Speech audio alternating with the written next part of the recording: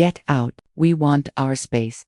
Her words cut through me like a knife. My own daughter-in-law said it to me in a house I still owned. My son, my only child, stood there in silence, saying nothing. That moment changed everything. Sometimes, betrayal comes from the people closest to us. This is my story of deception, heartbreak, and finding the courage to reclaim my life at 78. If you're watching this video, please subscribe to the channel and tell me in the comments where you're watching from. I found the papers while cleaning Harold's desk. Divorce documents Michael had left behind after our lunch together. My son had never mentioned that his marriage was failing, and yet, there it was, proof of his collapsing world. I stared at my reflection in the antique mirror Harold had given me for our 40th anniversary, noticing how the past year had carved deeper lines around my eyes. "Mom, sorry I'm late," Michael said as he rushed through the front door of my Victorian home in Westbrook. At 52, his hairline had receded just like Harold's, but his eyes still held that same boyish sparkle. "Work was insane today." "It's fine, dear. Lunch is still warm." I hugged him, hiding what I already knew. If he wanted to tell me, he would. Over chicken pot pie, his favorite since childhood, Michael finally spoke. "Mom, Vanessa and I have been seeing each other for a few months now." I nearly choked on my water. "Vanessa Taylor, Catherine's daughter. I know it seems sudden after the divorce," he continued, "but we reconnected at that charity event last year." His eyes lit up in a way I hadn't seen since his college days. "She's changed, Mom."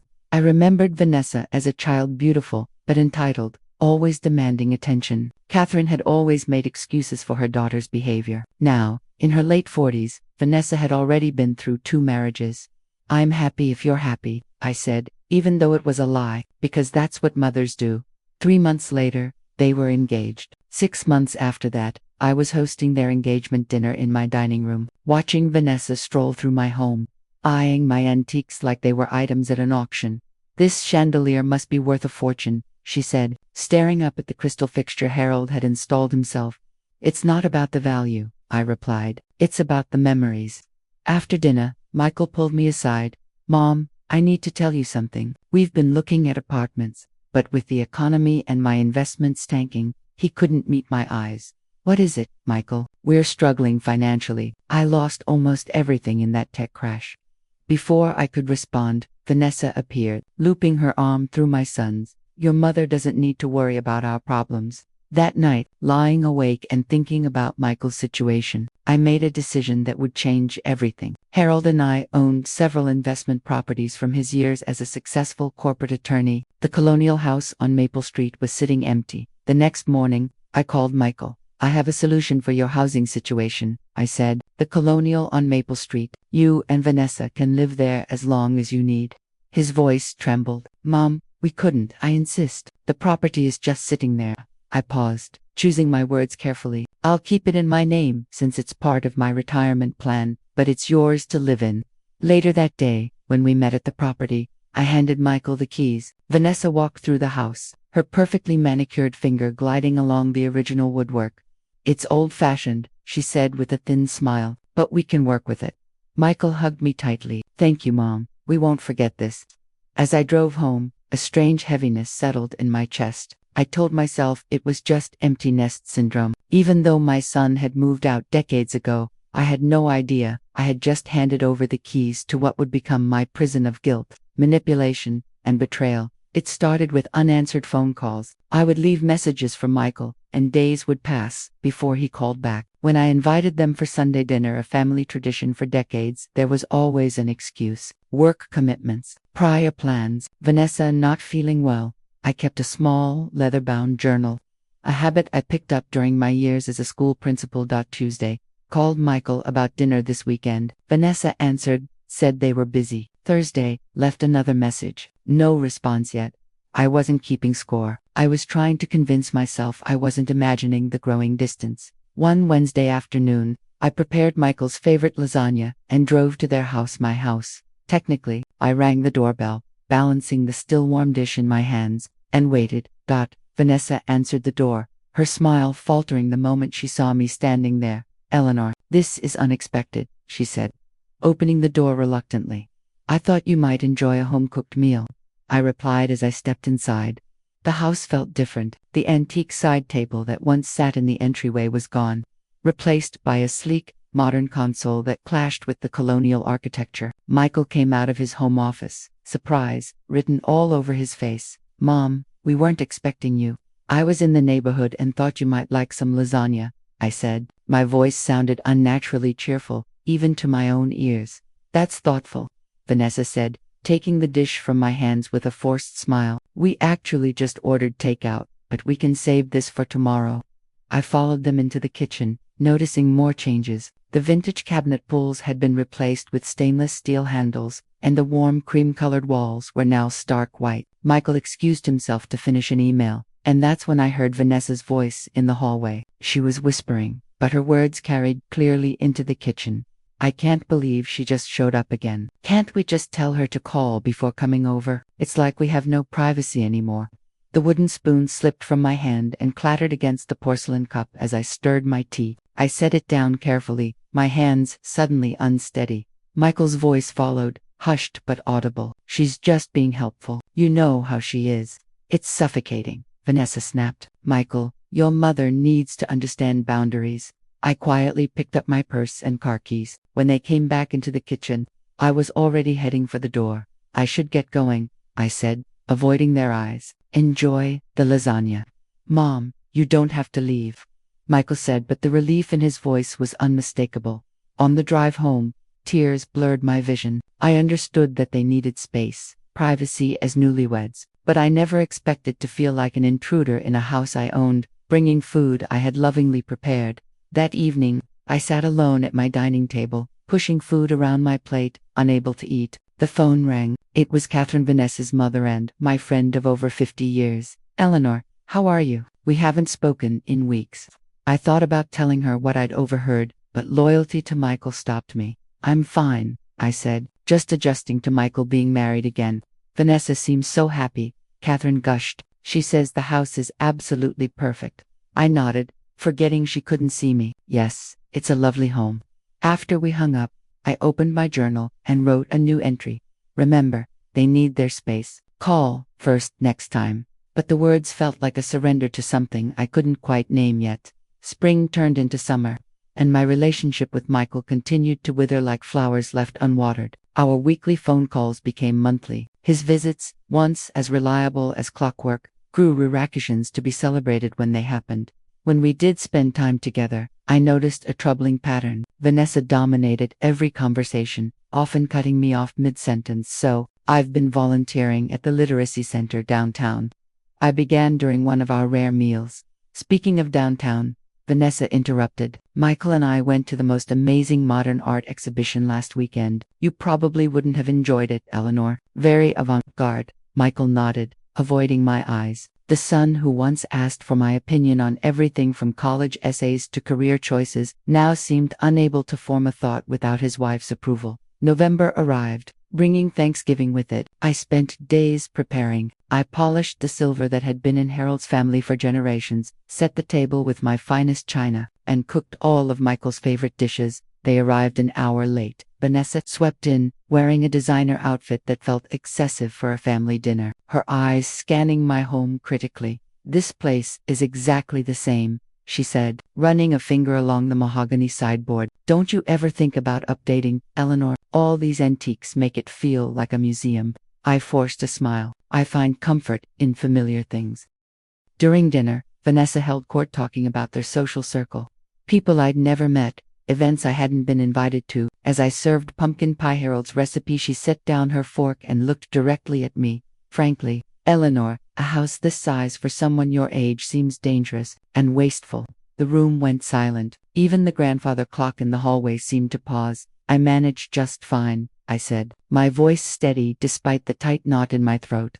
"There are some lovely retirement communities in Lexington," she continued. "Very upscale. You'd be around people your own age." "I'm not ready for that," I replied. "Well, no one ever is." She laughed lightly, as if she'd made a clever joke. "But really, what are you going to do with all these antiques and heirlooms?" "I've always planned to pass them down to Michael," I said, looking at my son. Michael suddenly became very interested in his slice of pie. Vanessa waved her hand dismissively. "We don't need to clutter our space with old things. They probably aren't worth much anyway."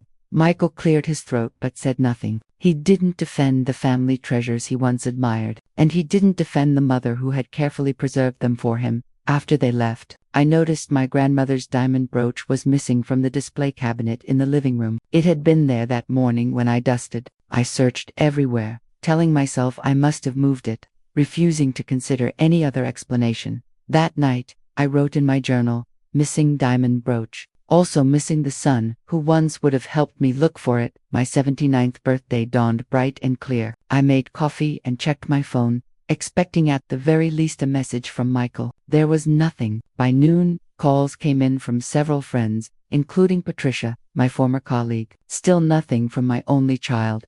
He's probably planning something special, I told myself. Michael had always made a fuss over my birthdays. Even after Harold died, he kept our traditions alive, bringing cake, insisting we celebrate. That evening came. Still nothing.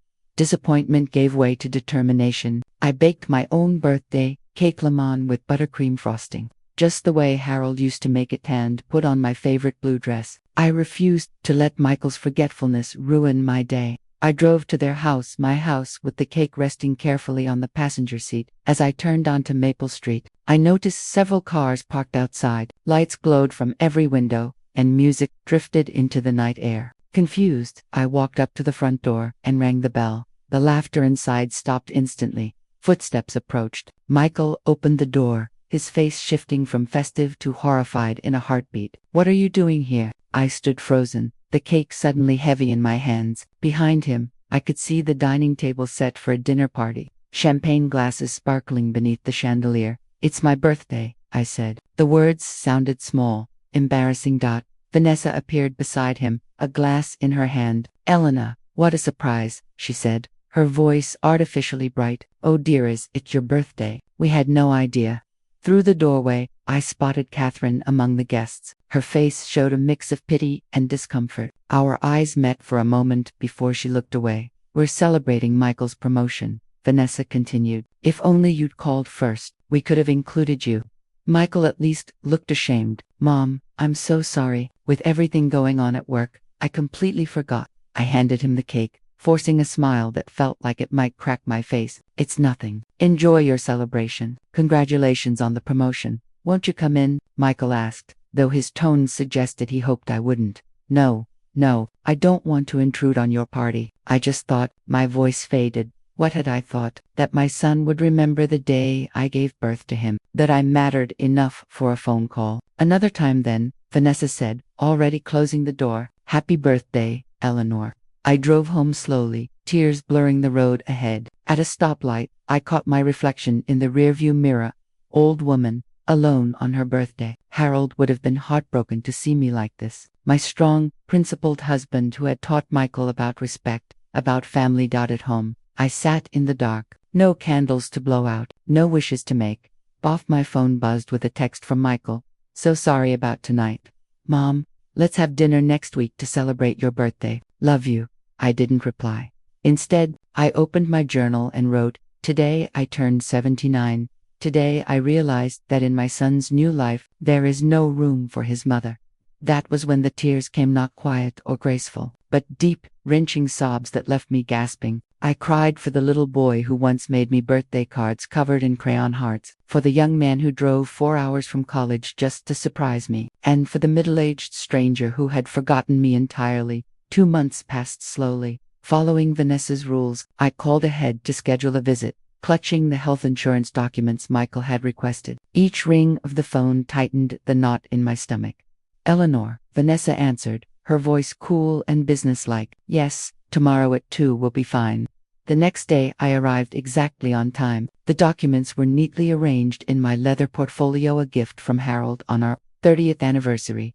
The Colonial's driveway was crowded with construction trucks. A dumpster sat on what had once been my carefully tended front lawn. I stepped around piles of debris and reached the front door, which stood ajar. Inside, the elegant entryway was unrecognizable. Plastic sheets hung from the doorways, and the air was thick with plaster dust. "Hello," I called, carefully stepping over power cords. Michael came out of the living room, his dress shirt looking completely out of place amid the dust and chaos. "Mom, thanks for bringing those papers.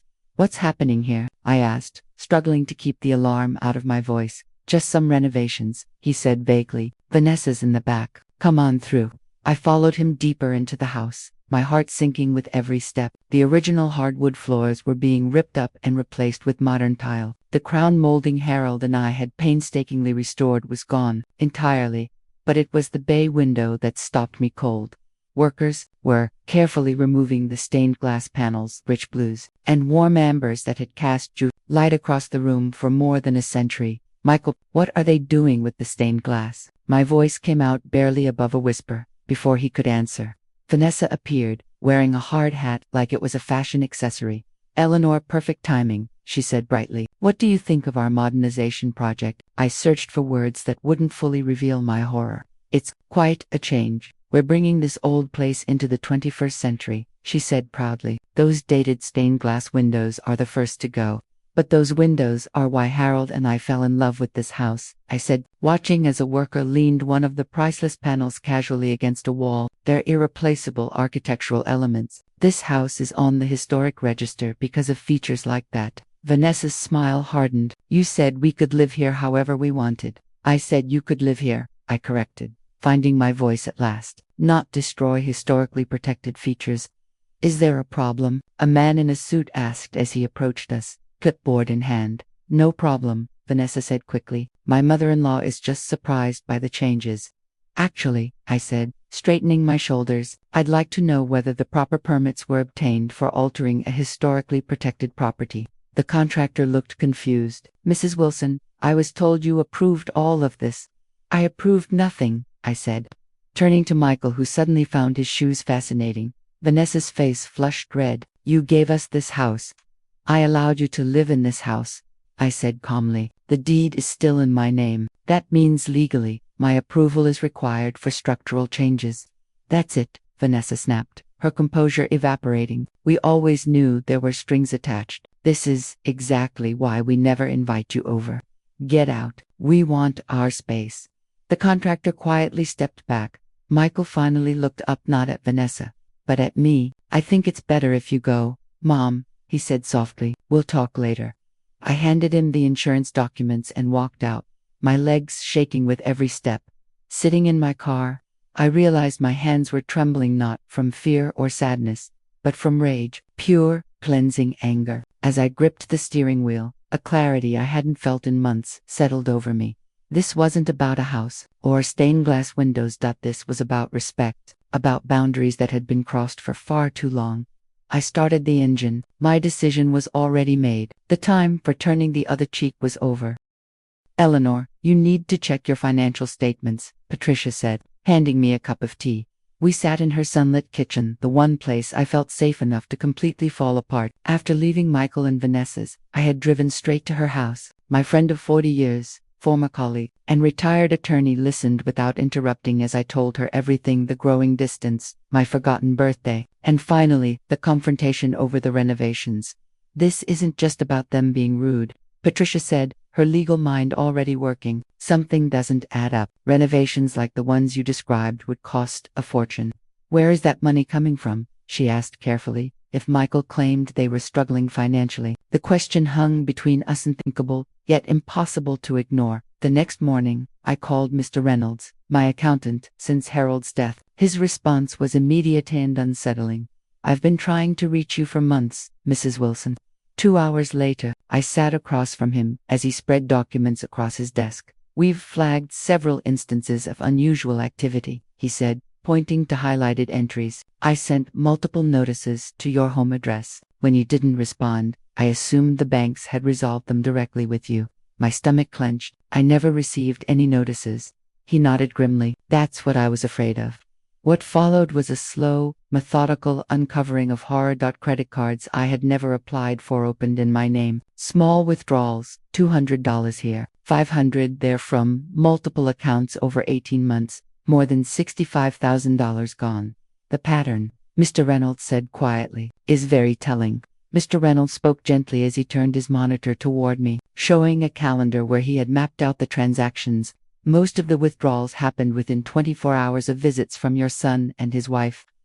I felt the blood drain from my face. That's impossible. There's more. he said reluctantly. I took the liberty of consulting a private investigator I trust. He slid another folder across the desk. He found these among your personal papers when he checked your home office yesterday. Inside were partially completed property transfer documents with what appeared to be my signature at the bottom.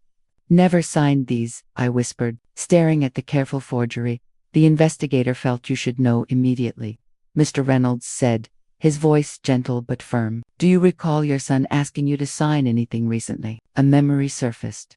Michael, sitting at my kitchen table 3 weeks earlier, a stack of papers between us. These are just insurance forms, Mom, he'd said. Sign where I've marked while I take this call. I had signed without reading, distracted by an urgent phone call from Catherine about her husband's health. What do I do? My voice sounded unfamiliar to my own ears.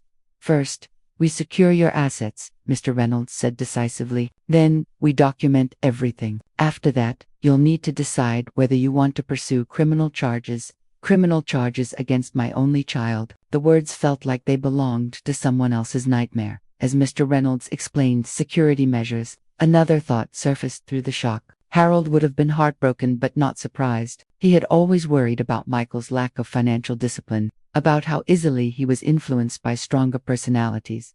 One more thing, Mr. Reynolds added, closing the folders. The investigator noticed signs that your mail has been tampered with. I recommend redirecting all financial correspondence to a P.O. box immediately. On the drive home, I passed the Colonial on Maple Street. My property, my investment, my mistake. Construction trucks still lined the driveway, dismantling history piece by piece, just as Michael and Vanessa had been dismantling me. That night, I didn't write in my journal. Instead, I opened my safe and took out Harold's pocket watch, the one thing he had asked me to always keep close. Inside the case was his favorite quote, engraved in his careful handwriting: "Courage is not the absence of fear, but the triumph over it." For the first time in months, I slept without tears. The market is surprisingly strong right now, Richard, my real estate broker, said as we sat in his office. Properties in historic districts are especially desirable. 3 days had passed since my meeting with Mr. Reynolds. 3 days of careful planning, of quiet rage, of rediscovering the backbone I had once worn proudly during 30 years as a school principal and somehow misplaced in widowhood. I want a discreet sale, I told him. Private listings only, serious buyers. Richard nodded, jotting notes. And the current occupants. My lawyer will handle the notification. Mr. Goldstein had been very clear. As the legal owner, with no formal rental agreement in place, I was required to notify the occupants of my intent to sell, but I was under no obligation to offer first refusal or detailed timelines. May I ask what prompted this decision? Richard asked gently. He'd known me since he sold Harold and me our Victorian home decades ago. Let's just say, I'm simplifying my investment portfolio, I replied. The half-truth tasted bitter. That afternoon, I made 2 more appointments. One with the bank, to open new accounts only I could access. Another with an art instructor. If I was rebuilding my life I might as well finally try watercolor painting, the thing I had always put off. The formal notification. Letter to Michael and Vanessa went out the next day. Sent certified mail, with signature required. Exactly as Mr. Goldstein advised, that the language was simple and direct. This letter serves as official notification that the property located at 247 Maple Street may be listed for sale. Further details will be provided as they become available. I imagined Vanessa's face as she opened the envelope. The thought brought no joy, only a grim sense of resolve. I was finally taking action. Meanwhile, the financial specialist hired by Mr. Reynolds documented every unauthorized transaction, assembling a case that could be presented to authorities if necessary. The evidence was overwhelming. 3 credit cards opened in my name, accounts drained slowly, deliberately, in small amounts, mail intercepted to hide the trail. All paths led back to Michael and Vanessa. That Friday, I attended my first watercolor class at the community center. Sitting among fellow seniors, I dipped my brush into a pool of deep blue and made my first careful stroke across the paper. And for the first time in a long while, I felt like my real life was beginning again. The color bloomed and spread across the paper, predictable and beautiful. That's it. The instructor encouraged, a gentle woman with silver hair. Don't try to control it completely. Water has its own ideas. I thought about how I had tried to control everything after Harold died, my grief, my loneliness, my fear of becoming a burden to Michael. How that need for control had slowly turned into surrender, to Vanessa's manipulation, to Michael's growing distance. No more. That evening, Patricia called. "How are you holding up?" "I'm painting," I said, surprising both of us with a small laugh. "Terribly, but I'm painting. Eleanor Wilson, artist," she said. "I like it." Then her tone shifted. "Any response to the letter?" "Not yet. Brace yourself," she warned. "People like Vanessa don't give up easily." Patricia was right. The next morning, my phone rang. Catherine's name lit up the screen. "Eleanor," she said, her voice strained. "Vanessa just called me, very upset. She says you're selling their house without warning. That can't be right." "It's my house, Catherine," I replied calmly, "and they received formal notification yesterday." "But they've made it their home," she protested. "They've invested so much in renovations, unauthorized renovations," I said evenly, "to a property they don't own." Silence stretched between us, 5 decades of friendship, suddenly thin as tissue paper. "Eleanor," Catherine finally asked, "are you sure you're thinking clearly? Vanessa says you've been confused lately, forgetting conversations." Ice formed around my heart. So that was their strategy. Paint the widow as senile, incompetent, unfit to manage her own affairs. "I've never been more clear-headed," I replied. "Perhaps you should ask your daughter about the credit cards opened in my name, or the $65,000 missing from my accounts." This silence was different. "I need to go," Catherine said at last. I'll call you later." I hung up and stared at my half-finished watercolor blue, bleeding into purple, creating something entirely new at the edges. The first post appeared on a family support forum. "Worried about elderly mother-in-law being manipulated by unscrupulous advisors. How can we protect her assets from people taking advantage of her confusion?" Catherine forwarded it to me with a single message. "Is this what I think it is?" It was Vanessa's opening, move carefully worded to avoid defamation, yet specific enough that anyone who knew us would recognize the situation through her distorted lens. More posts followed on other platforms.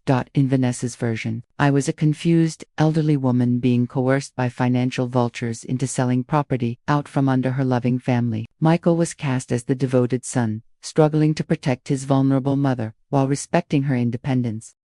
The comments were predictably sympathetic. "You may need to consider guardianship proceedings. Document her confusion for the courts." I showed everything to Mr. Goldstein. He merely raised an eyebrow. "Predictable," he said, "and in it, she's creating a digital paper trail of intent." On Thursday evening, my doorbell rang unexpectedly. Catherine stood on my porch, visibly uncomfortable. "May I come in?" she asked. "I think we need to talk." I led her into the living room, where we'd shared countless cups of tea over 50 years of friendship. Today, I offered nothing. "Vanessa and Michael met with Dr. Sutton yesterday," she said without preamble. "The geriatric specialist?" I asked. She nodded, unable to meet my eyes. "They're exploring options for evaluating your capacity to manage your financial affairs." I had suspected as much from the online posts, but hearing it confirmed sent a chill through me. "I see," I said, surprised by how steady my voice remained. "And what do you think, Catherine?" She looked up, torn. "I don't know what to think anymore. Vanessa says you've been acting erratically, forgetting conversations, making accusations, but you seem perfectly fine to me right now." "Perhaps because I am," I said quietly. "Perhaps the only thing that's changed is that I've stopped allowing them to take advantage of me." I handed her the folder. Mr. Reynolds had prepared a detailed timeline of the financial fraud, supported by documentation. She hesitated before taking it. "I can't believe Vanessa would do something like this," she whispered, though her voice lacked conviction. Neither could I at first. She flipped through bank statements, credit reports, the forged property transfer documents. The evidence spoke for itself. Her hands trembled slightly as she closed the folder. "There must be some explanation. I'm sure Michael and Vanessa will have several," I said. "The question is whether you'll believe them or your own eyes." After she left, I stood at the window and watched her drive away. Our friendship now hung in the balance. Catherine had always excused Vanessa's behavior, from childhood tantrums to adult manipulation. Would the truth finally break through? The next day, Richard called. "We have a potential buyer who wants to see the property," he said. "They're only in town for the weekend. Is there any way to arrange a showing?" According to Mr. Goldstein, I was required to give Michael and Vanessa reasonable notice. I picked up the phone and called immediately. Michael answered, his voice tight. A showing, Mom. We're in the middle of renovations. The renovations you didn't have permission to do, I reminded him. The buyers are only available tomorrow at 11. This is ridiculous. We can't just drop everything on your schedule. Vanessa has a brunch planned. The formal notification will be delivered this afternoon, I said evenly. I do hope you'll make the property presentable. That night, a text came in from Catherine. We need to talk again tomorrow after your house showing. Social already knew. Despite everything she'd seen in my documentation, the lines of communication between mother and daughter were still very much open. I replied with a simple yes and tried to quiet the voice in my head, whispering that I might lose my oldest friend along with my only child. They've offered 15% above asking, Richard said, his voice crackling through my phone speaker, with one condition: occupancy within 60 days.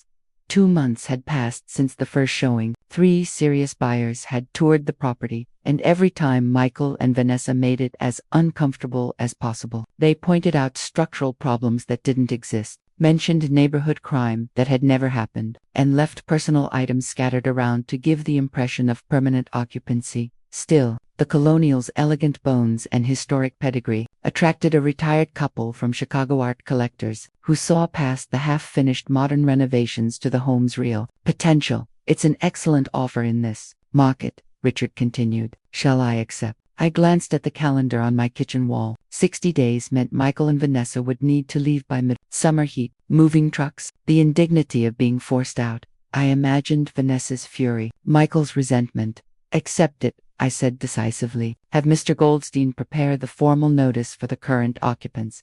As I hung up, my house phone rang the new unlisted number the investigators had installed. Mrs. Wilson. This is Rose Martinez. I used to work as your husband's assistant at the firm. Her name triggered an immediate memory, a capable young woman who'd brought military precision to Harold's chaotic office. Of course, Rose, how are you? I'm fine, but I'm calling about you. I saw some concerning posts online that seemed to reference your situation. Her voice dropped. I recognized your daughter-in-law's name, Vanessa Taylor. Right. Yes, I confirmed, unsure where this was going. Mrs. Wilson, before I worked for your husband, I was at Brighton Bank. I recognized Miss Taylor because there was an incident. My hands tightened around the phone as Rose explained. Years earlier, Vanessa had been investigated for financial misconduct involving an elderly client. The case was dropped due to insufficient evidence, but Rose remembered it clearly because Harold had offered pro bono legal counsel to the alleged victim. After I came to work for your husband, I realized he kept a file on Ms. Taylor. He never said why, but he updated it periodically. A file, I repeated, my mind racing. Do you know what happened to it after he died? That's why I'm calling. When I saw those posts, I checked my personal records. I kept copies of certain sensitive files when the firm closed after Mr. Wilson's death. Standard procedure for legal assistance. I have the Taylor file. Within hours, a courier delivered a sealed envelope to my door. Inside were manila folders in Harold's unmistakable handwriting, organized with his usual thoroughness. Taylor, v. Potential financial elder, abuse monitor. Harold had compiled a detailed history of Vanessa's employment at 3 different financial institutions. Each job ended under murky circumstances. Though never charged, she'd been internally investigated. Every time, always involving elderly clients with substantial assets. Most chilling was Harold's personal note, dated 2 months before his death. Catherine's friendship with Eleanor complicates matters. However, should VT ever become involved with the Wilson family finances, this file should be immediately provided to authorities. My hands shook as I read his warning from beyond the grave. Harold had seen what I hadn't: the pattern, the risk, the predator beneath Vanessa's carefully polished charm. He'd tried to protect me even after he was gone. I immediately called Mr. Goldstein to incorporate the new information into our strategy. His response was measured but hopeful. This establishes a pattern of behavior, he said. It significantly strengthens our position. That evening, as I worked on my latest watercolor, A Sunset Over the Ocean, my instructor had praised. My phone lit up with a text from Catherine. Need to talk. It's important. Can I come over tomorrow? There's something you should know. I stared at the screen for a long time, wondering what Catherine had discovered, what she now believed, and whether our 50-year friendship could survive the truth about her daughter. Come at 2, I finally replied, setting my brush down and watching the sun and my painting bleed into the water, the horizon turning both beautiful and uncertain. I arranged 4 folders on the coffee table, each labeled in my neat, precise handwriting: financial fraud, property documentation, Harold's file, and sale contract. Together, they formed a square of testimony, betrayal, and resolution side by side, the story of the past 2 years, laid bare in paper and ink. The doorbell rang precisely at 3. When I opened the door, it wasn't just Catherine standing there, as I'd expected. Michael and Vanessa were with her. They were at my house when you texted, Catherine explained, clearly uncomfortable. I thought it might be better to address everything together. The tension followed us into the living room like a thick fog. Catherine looked troubled. Michael was pale. Vanessa wore the tight smile I'd come to recognize as her battle face. Mom, what's going on? Michael asked once they were seated across from me. Catherine says you have something you want to discuss with all of us. Actually, I said calmly, I believe Catherine had something to discuss with me first. Catherine straightened her shoulders. Yes, I've been doing some investigating since our last conversation. She glanced at Vanessa, whose smile had vanished. I found inconsistencies in what I've been told. Mother, we already discussed this, Vanessa interrupted sharply. Eleanor has been confused about many things lately. That's why we're concerned. I stayed silent, watching the familiar dynamic play out. But something had changed. Catherine wasn't nodding along this time. I spoke with Diane Miller yesterday. Catherine continued, addressing me directly. You remember my cousin who works at First National. She helped me understand some banking procedures that didn't make sense in your documents. Vanessa shot to her feet. This is ridiculous. We came here because Catherine said you wanted to talk about the house, reasonably not to be ambushed with more false accusations. I finally spoke, my voice steady. Please sit down. Vanessa, no one has accused you of anything yet. The word yet hung in the air. Michael shifted uncomfortably. Mom, please be reasonable, he pleaded. We've invested thousands renovating the Colonial. You can't just sell it out from under us. Invested thousands you claimed not to have when I first offered you the house, I replied. Curious, isn't it? I opened the first folder and slid a bank statement across the table. These show withdrawals from my accounts totaling $65,000 over 18 months, withdrawals that line up exactly with your visits to my home. Michael went pale. That's not possible. The second folder contains a property transfer document with my forged signature, I continued, opening it, a document you asked me to sign, Michael, telling me it was for insurance purposes. I never. He stopped mid-sentence and looked at Vanessa. I opened the third folder and removed Harold's file. And this is perhaps the most interesting. Vanessa lunged for it, but Catherine caught her arm. Stop it, Catherine said firmly. Just stop. You're really going to believe this senile old woman over your own daughter, Vanessa hissed. What I believe, Catherine replied evenly, is the evidence I've seen with my own eyes and the pattern I've ignored for far too long. The room fell silent as Catherine turned to me, tears filling her eyes. After our last talk, I contacted Vanessa's former employers. They couldn't say much, confidentiality agreements, but their silence said plenty. Then I found records of payments from our family account to 3 different people over the years. Settlements. Eleanor, my husband, and I paid to keep Vanessa's indiscretions quiet. Vanessa's face twisted with rage. You had no right to dig through Dad's financial records. I had every right, Catherine shot back. They're my records too. I opened the final folder and placed the sale contract on the table. The Colonial has been sold. The new owners take possession in 60 days. You can't do that, Vanessa shrieked. We'll fight this in court. We'll have you declared incompetent.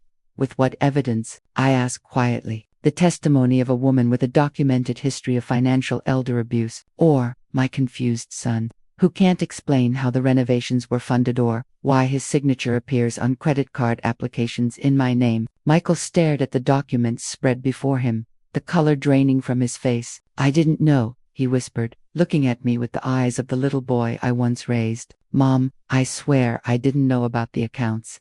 For the first time, I saw doubt crack Vanessa's perfect facade. Perhaps not all of it, I said softly, but you knew enough, Michael. You chose to look away instead of standing up for your mother. You chose comfort over integrity. The grandfather clock in the hallway chimed 4 times, marking the hour and the end of deception. In the silence that followed, I saw my son clearly for the first time in years, not the idealized version I had clung to, but the flawed man who had failed both of us. What happens now? Catherine finally asked. Now, I said, gathering the folders, we each make our choices. The legal document before me was simple and direct. In exchange for my agreement not to pursue criminal charges, Vanessa would give up any claim to my property and assets, acknowledge the unauthorized use of my identity, and agree to no further contact. It's a generous offer, Mr. Goldstein observed. More generous than I would recommend, frankly. I'm not interested in seeing my son's wife in prison, I replied. I just want this chapter closed.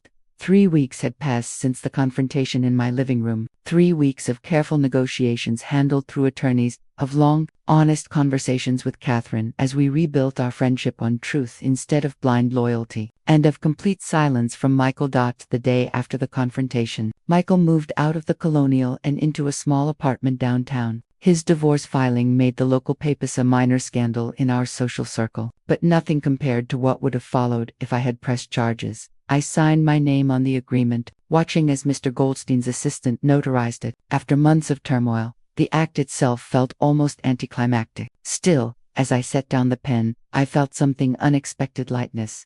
It's done, Mr. Goldstein confirmed. Ms. Taylor's attorney already has her signature. This resolves all outstanding legal matters between you, except, of course, the most important one, my relationship with my son, I said quietly. That evening, Catherine came over for dinner, our first attempt at normalcy since everything unraveled. Vanessa's moving to Arizona next week, Catherine said as she helped me clear the dishes. My sister is letting her stay while she figures things out. How are you holding up? I asked, genuinely concerned. Catherine sighed, leaning against the counter. Some days are harder than others. I keep asking myself how I missed the signs, how I enabled her behavior for so long. We see what we want to see in our children, I said, thinking of Michael. Have you heard from him? I shook my head. Not since he moved out. He will, Catherine said softly, when he's ready to face what happened. The next morning, I attended a meeting of the financial literacy group. Patricia had encouraged me to join seniors who had experienced financial exploitation, sharing their stories and resources. The facilitator, a retired banker named Thomas, invited me to speak. Standing before 15 elderly men and women, some still visibly shaken by their own ordeals, I felt a surge of purpose. My name is Eleanor, I began, and until recently, I believed that being kind meant being passive. Loving my family meant accepting whatever treatment I received. Several heads nodded. My late husband once told me that integrity isn't just about honesty, it's about wholeness, being fully yourself without compromising your values. It took me 79 years and a devastating betrayal to understand what he meant. For the next hour, I told my story, not just the fraud and manipulation, but the emotional journey from confusion to clarity, from hurt to action. When I finished, the room was quiet until an elderly man finally spoke. How did you find the courage to confront your own son? The question struck deep. I realized that by allowing his behavior to continue, I wasn't helping him. True love means holding people accountable, not enabling their worst instincts. As the meeting ended, several members stayed behind to speak with me privately. We exchanged phone numbers. I promised to return the following week. For the first time in a long while, I felt the beginnings of a new community forming, built on shared experience and recovery. That afternoon, my doorbell rang unexpectedly. Michael stood on the porch, his face drawn, eyes rimmed red. "Mom," he said, his voice breaking on that single word. I stepped aside and let him in, noticing how much he had aged in just 3 weeks. His shoulders slumped, new lines etched around his mouth. In the living room, he perched on the edge of the sofa, hands clasped between his knees like a schoolboy waiting outside the principal's office. "I don't even know where to begin," he said finally. "To say I'm sorry feels inadequate." "It is," I replied gently, "but it's a start. I've been seeing a therapist," he continued, trying to understand how I let things go so far, why I didn't see what Vanessa was doing, why I didn't protect you. "And what have you learned?" I asked. He looked up and met my eyes for the first time. "That I've spent my whole life looking for someone to take care of me the way you did. That I mistook control for love. That I was so afraid of disappointing you." His voice faltered, and the room held its breath. "That I couldn't face any kind of failure, even when the alternative meant betraying everything you taught me." His honesty caught me off guard. It was disarming. "I forgive you, Michael," I said quietly, but forgiveness doesn't erase consequences. He nodded, a single tear slipping down his cheek. I know, I don't expect things to go back to how they were. I couldn't let another day pass without telling you how sorry I am, how ashamed. When he stood to leave, I stayed where I was, watching my only child walk toward the door. Michael, I called out. He turned, hope flickering across his face. We need time. It wasn't everything he wanted. It wasn't everything I wanted either, but it was honest, and for now, that had to be enough. The garden was filled with lightsummer roses, their fragrance mixing with freshly cut grass and the lemon tarts Patricia had brought for the fundraiser. Canvas awnings shaded the 80 guests scattered across my backyard, each wearing a name tag and holding a program for the first annual Secure Seniors Benefit. 3 years had transformed the small support group I once joined into a recognized regional organization, one that now provided education, resources, and advocacy for elderly victims of financial exploitation. Today's event would fund our newest initiative, a peer counseling program for seniors, rebuilding their lives after abuse. Eleanor, the press is here, Catherine called, waving me toward the garden gate where a local reporter stood with a photographer. At 80, I moved more slowly than I once had, but my mind was sharp and my purpose clear. The reporter was young and earnest, scribbling notes as I explained our mission and the widespread reality of elder financial abuse. What would you say to seniors who are afraid to speak up, especially when the exploitation comes from family? She asked. I'd tell them that true family honors your boundaries, I replied, not exploits them, and that it's never too late to reclaim your dignity. As the interview wrapped up, I scanned the crowd, recognizing familiar faces: Thomas, from the original support group, now our treasurer; Patricia, who had helped draft legislation strengthening penalties for elder fraud; Mr. Reynolds, whose accounting firm now offered free consultations for seniors; and Catherine, who had turned her guilt over Vanessa into tireless advocacy for our cause. I didn't notice the man slipping in through the side gate at first, hesitating at the edge of the gathering. Patricia did. She touched my arm and nodded. Michael stood alone, thinner than I remembered, his hair now completely gray. In his hands was something small and rectangular, book bound in familiar brown leather. I didn't know if I should come, he said as I approached. Your invitation said it was open to the public, but I'm glad you're here, I said, and meant it. The past 3 years had been slow and deliberate. Monthly lunches had become weekly phone calls. Michael had stayed in therapy, confronting the patterns that made him vulnerable to Vanessa's control, and I had learned to love him with clearer eyes, without the fog of guilt and obligation that once defined our relationship. I found this, he said, holding out the leather-bound book. It was in a box of Vanessa's things she never picked up after the divorce. I recognized it instantly. Harold's journal, the one that had vanished after his death. She took it, Michael said, old anger tightening his voice. When we were cleaning out Dad's office after the funeral, she was afraid it might contain information about her. My fingers trembled as I accepted the journal, feeling Harold's presence in the worn leather, the precise gold initials embossed in the corner. There's something else, Michael said, reaching into his jacket pocket. He pulled out a yellowed envelope. These were inside the journal, letters from Dad to both of us. He meant for them to be read after he died. Letters Vanessa had stolen, fearing what they might reveal. Words from Harold that had been silenced for 15 years. I haven't read yours, Michael said quickly, but mine. His voice broke. He knew, Mom. Somehow he knew I'd struggle after he was gone. He warned me to choose integrity over comfort, to remember that real wealth isn't measured in possessions, a lesson Michael had learned the hardest way possible, around us. The fundraiser carried on, friends and strangers united by shared purpose, an organization born from my private pain, now helping dozens of seniors reclaim their lives. Would you like some lemonade? I asked, nodding toward the refreshment table. Patricia brought those lemon squares you always liked. It was a small invitation, insignificant, perhaps, compared to the distance that had once separated us, but as Michael nodded and fell into step beside me, it felt like a circle quietly closing. We joined Catherine at a table with Thomas and his wife, the late afternoon sun warming our faces as conversation flowed to imperfect, but real. Introductions were made. Conversation flowed. Michael listened carefully as Thomas described our latest initiative, offering suggestions drawn from his experience as a project manager. You should come to our next planning meeting, Catherine suggested. We could really use someone with your organizational skills. Michael glanced at me, questioning. It's a good idea, I agreed, if you're interested. As afternoon faded into evening, and the guests began to leave, I found myself alone on the patio, Harold's journal resting in my lap. The envelope Michael had given me remained unopened beside it. The garden was quiet now, the distant sounds of cleanup crews mingling with Patricia directing volunteers. I opened the envelope carefully, unfolding pages in Harold's familiar, precise handwriting. My dearest Elena, it began, if you are reading this, I am gone, but my love for you remains. My greatest wish is that you and Michael honor what truly matters, not the houses or investments we have accumulated, but the integrity with which you live. Tears blurred the words, but I continued, reading Harold's final guidance, his hopes for us, his faith in my strength. In the final paragraph he wrote, remember that it's never too late to begin again, to stand firmly in your truth, to create a life that reflects your values rather than others' expectations.